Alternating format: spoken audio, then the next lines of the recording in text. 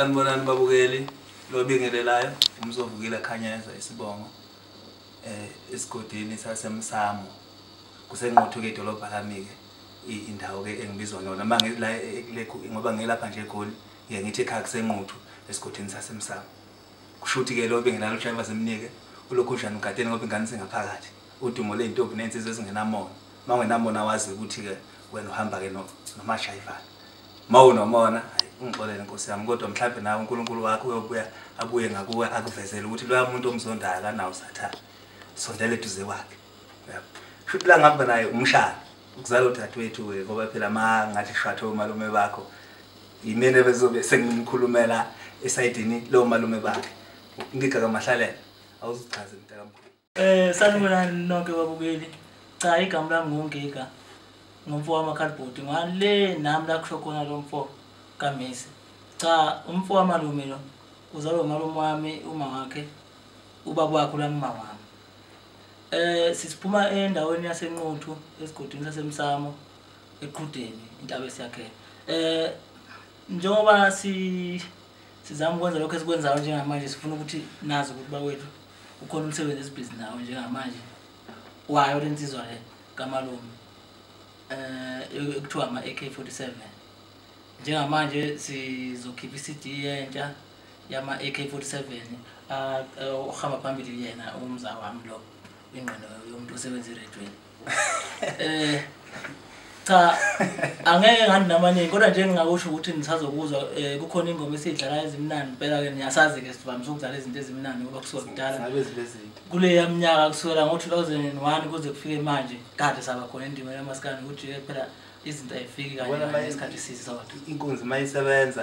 inkunzi mayisebenza kukhona ekhona isibayeni ekhonyayo nje khona ebese kufika lena enye evakashile ziyayithinta izobuma yona lazo imbasa phela lazo